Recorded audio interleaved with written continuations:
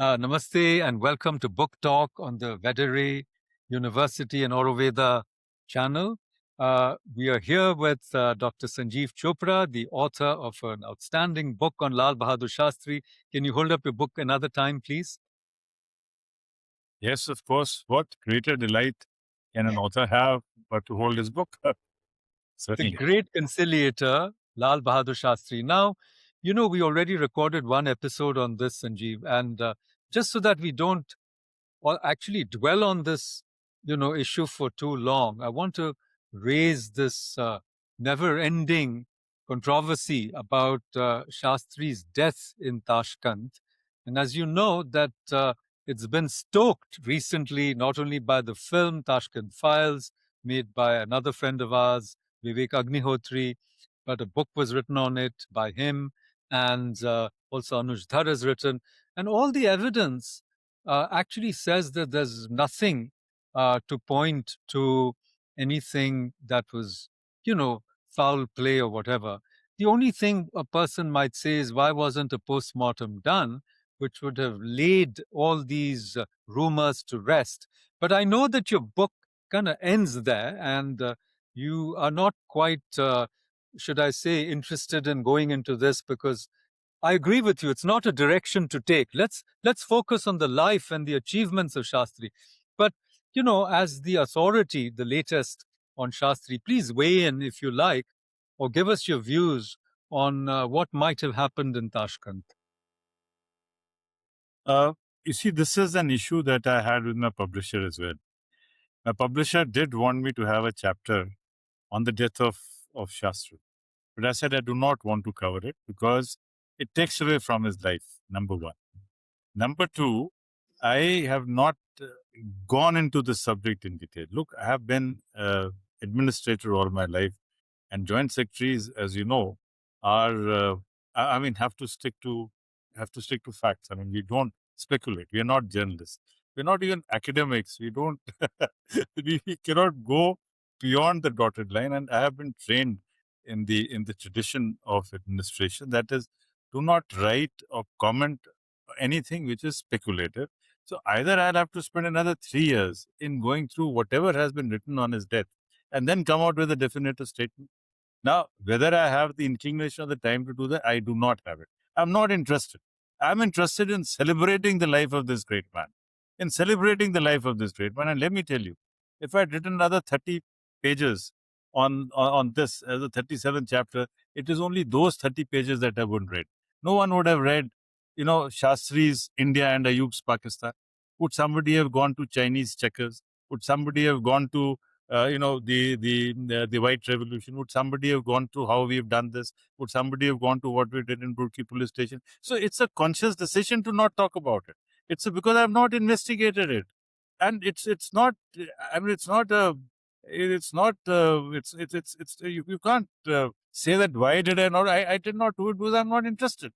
I'm not interested in knowing what happened. I'm not interested in stoking this controversy any further. I agree. Except Let's stop there. I do not think that, there was, because, C.P. Srivastava was there, Y.B. Chauhan was there, Swaran Singh was there, the Vice Chief of Staff was there, L.K. Jha was there, C.S. Jha was there, T.N. Kaul was there. I mean, they were all people of impeccable credibility. All people of impeccable credibility, and Kuldeep Nair writes about something in an afterthought. So I will not comment on that. So I will not comment on this at all, except to say that as a bureaucrat, as a scholar, I'll follow whatever line the government of India says, which I normally do in most situations. So I just go by whatever position the government has taken. That the government does not believe that that there is a conspiracy. So I'll stand by that unless there are facts to the contrary, or if I do some very deep research into it, which I'm not. That is not a subject of my interest. I want to celebrate his very, very unique life. I want to tell what he wrote about Mary Curie. I want to talk about his poetry. I want to talk about his humor. I want to talk about his foreign policy. I want to talk about so many other things. Why talk about something on which so many other people have written Fair on? enough. I had brought up the topic only because I wanted to underscore or emphasize how this book is unlike these so-called sensational accounts. It's a much more serious engagement with an extraordinary career. So let's go back to what made Shastri a great national leader, because he was so unassuming and understated. And in the earlier episode, you've already pointed out how, at a very young age, he became part of the inner circle of the workings of the Congress party. And if I might say so, and you can please comment on this and correct me if I'm wrong, he was such a good foil to the, charismatic, flamboyant Jawaharlal Nehru, that his rise was actually welcomed by the second and third rung of the Congress party. He actually became a non controversial consensus candidate. What do you think about this assessment? Absolutely, and he was a wonderful backroom boy. I mean, a wonderful backroom boy. People who, while they had to wait to meet Mr. Jawaharlal Nehru, they would come and sit with him. They would talk to him. So so what happens is that when you are there in that office, you're there in the Congress office. Not everybody will have that kind of. So Mr. Nehru, all his qualities, was not a very good listener. You know, uh, Shastri was a very good listener, and it was a very good combination. Here was a person who was, who knew who was so confident about himself, did not want to listen, and here was his back office person who could listen and listen and listen and listen, but Nehru would listen to him. Nehru did listen to Shastri, and therefore it was a good balancing that would happen. So everybody would come and talk to him, and all kinds of people, from Acharya Narendra Dev to Acharya, Kriplani so everybody would come Lohia, and talk to him. Ram Manohar Lohia, Lohia. to him, you see. So it was a very different sort of a thing. So he could talk to peasants, he could talk to women, he could talk to great leaders, he could talk to ordinary people, and they could relate to him.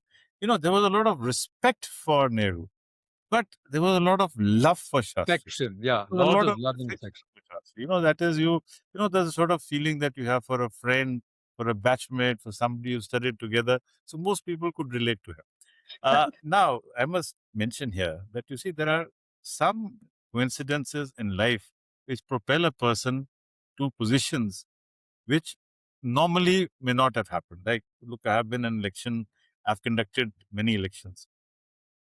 I've yet to come across an election where I've had to reject a nomination on account of a technical infirmity. Now, the fact is that in 1937, Shastri was not the candidate for Phulpur. The candidate for Phulpur, the official Congress candidate for Phulpur, his nomination was rejected because he Yeah. did not realize that if he had been born in a princely state and had not changed had not changed his domicile to British Domicile. India, ineligible, domicile. So he became ineligible, and suddenly this youngster, this 36-year-old boy, both of us are now at an age when we'll call a 36-year-old boy, he suddenly gets catapulted, and he gets the Phulpur election. And when he wins the Phulpur election, then there is no reason why he should not be repeated next time. And Yes. when he's repeated next time, he becomes a parliamentary secretary to Govind Ballabh Pant.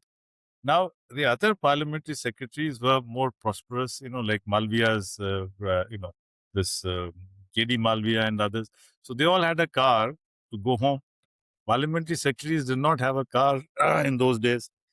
So he would wait for the CM to go home, and he would take a lift in his car. So that added to their Closeness. proximity. So he spent a lot of time in office. And then again, another coincidence, that he was parliamentary secretary in the home and transport departments, reporting to and helping Rafi Ahmed Kadwai. Yes. Now, when in 1952, where Rafi Ahmed Kadwai was inducted earlier, in not 1948 itself, when the cabinet was made. So Rafi Ahmed Kadwai was inducted into the Union cabinet by Nehru. So this post fell vacant. So Govind Ballabh Pant decided to upgrade him from parliamentary secretary to Minister for Home and Oh, Transport for UP UP, in UP. 1947-48. At that time, how old was he? He was born in 1904. Four. One of the youngest home ministers and transport ministers of a state as big as UP. So he Absolutely. got two, what should one say? Lucky He got breaks. Lucky two breaks. breaks. But these were breaks which he leveraged. These were not breaks that made him sort of lose his head. These are breaks which made him conscious of the very high and the very heavy responsibility that had been cast upon him. So these But are the let me ask you, how did he become number two?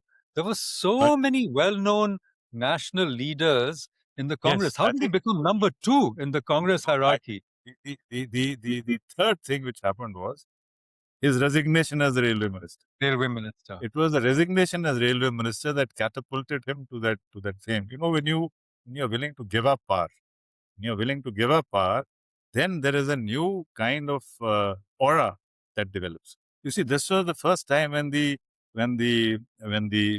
CIA and the Foreign Commonwealth Office, they started writing and saying that here is a man who has the potential. Here is the man who can be looked up to.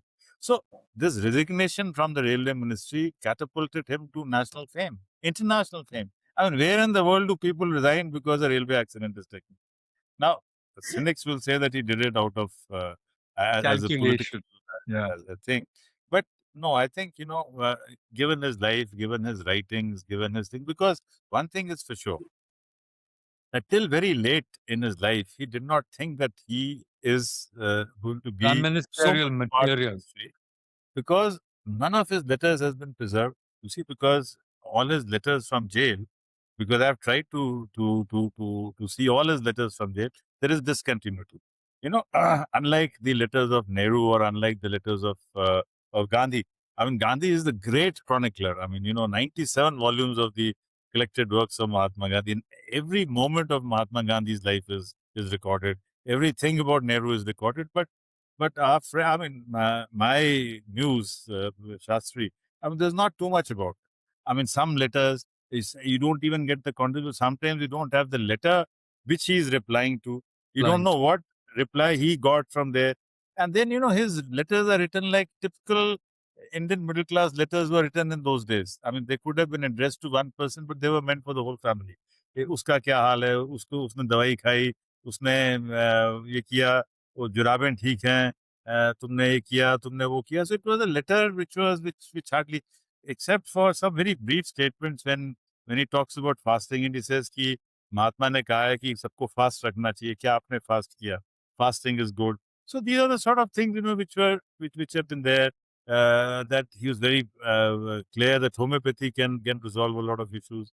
So these are things that you get from his letters, which you felt that typical grandfather's letters to the children and asking about everybody. उसका क्या हाल है? वो ठीक है? You know, उसने आया होगा. So it's a nice. But there's a gap. What you're saying is there's a gap, but you can't see that aspiration to be the Prime Minister of India. He was a very humble man. Was And a very humble man, but I quite agree that the resignation today may be drama or stunt, but at that moment, in independent India's history, very few years after independence, it was a very dramatic, as you said, renunciation of power, and that gives you a halo instantly in India. So you let me see, also ask, yeah, one more thing. Let me. Sorry to cut. You see, this tradition of being able to take a stand starts very early. You see, very early as a child, when his uncle, when his mama, told him ki they had some pet pigeons in the house, so he said that go and catch that pigeon. So he said, no, I will not do it because you will eat it, and I don't want you to do it. His mama said, no, no, don't worry, I won't do it. You go and catch it.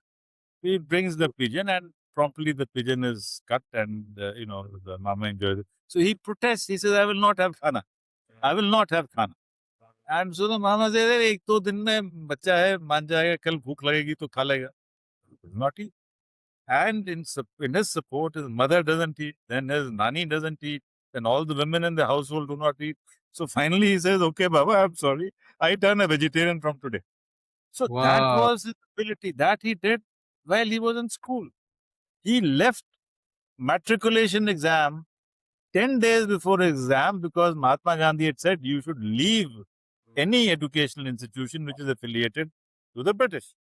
Now, this is a young man who's saying that, and even Nishkameshwar Mishra tells him, yeah, you have a widowed mother. Your mother is a widow.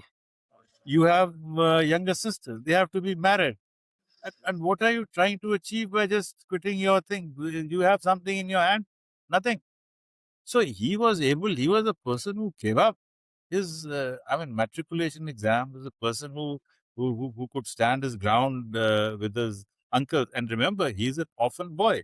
He's an orphan boy. He's not doing this to his own father.